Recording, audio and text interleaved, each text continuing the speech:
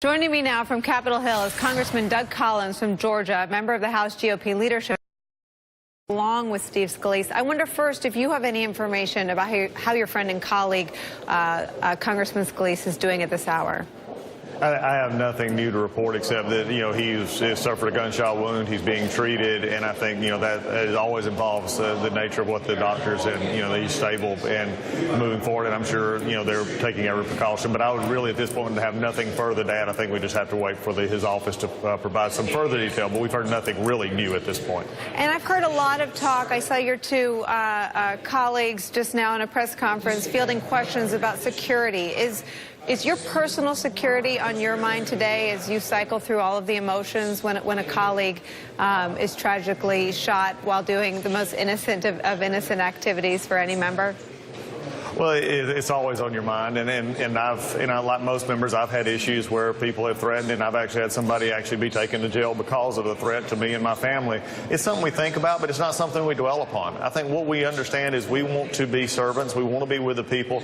We take precautions that we need to, and as understanding from my military background, from just in being around public service, you think about it, but you don't dwell on it. The ones that are most concerned was like the one text that I was getting, and I know other members were getting this morning from their family members who they were not with, making sure that we're okay. I think what you just saw in that press conference was a great example of what I see every day, and I wish more of America could see, and that is members interacting in a way that I see this every day. I see it in the gym. I see it on the House floor. I see it in the cloakroom. I see it in the committee meeting room. It's where we fight vociferously for what we believe. We're not going to back down, but at the same time, we're also very much understand the other point of view, and we try to get along. We laugh. We do those things together. What the American people just saw in that press conference is what I wish they would see more often.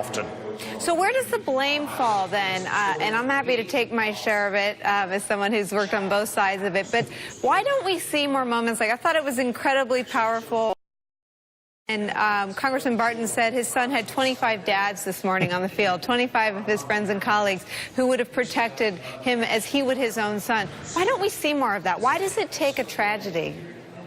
Because why else would you report that? That's not many times I would just say that's not. If you came on any day and talked about feeling like your colleagues were all fathers to your children, I would report that. Listen, I'm happy to take my share of the blame, but I wonder what you think in your body is responsible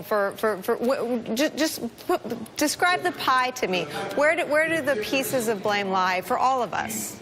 Well, let me just say the first piece of blame is laying with the individual who is now deceased, who decided to take whatever motivations he had, and I don't care what those motivations, political, non-political, whatever they may be, he made a choice today to cross the line of human decency. He made a choice today to live outside the bounds of human existence and take a rifle or a gun or whatever weapon. He chose a gun this morning and to attack innocent human beings. He made this first choice. Now, in addition to your question, a lot of times we just get busy up here. It's like everybody's life. Most of the time, reporters or even members, we don't talk about our personal life. We don't talk about what goes on at the water cooler, because when the camera goes on, the red light's on, and you're asking questions, it's good questions about health care and our tax reform and the things that we deal with every day up here. And that's just normal as we deal with it. But I think what we see at moments like this is there is a chance for that veil to come down, and people begin to understand, if I could understand from both sides of the aisle, for Republicans and Democrats, that we are humans, that we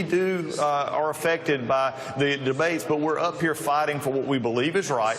But at the end of the day, I may believe that somebody's idea is wrong, but I do not believe that person is evil or wrong for thinking that. I think we have to do more persuasion, and I think we have to just be a part of the solution in this. And look, we all get emotional. We all have those moments.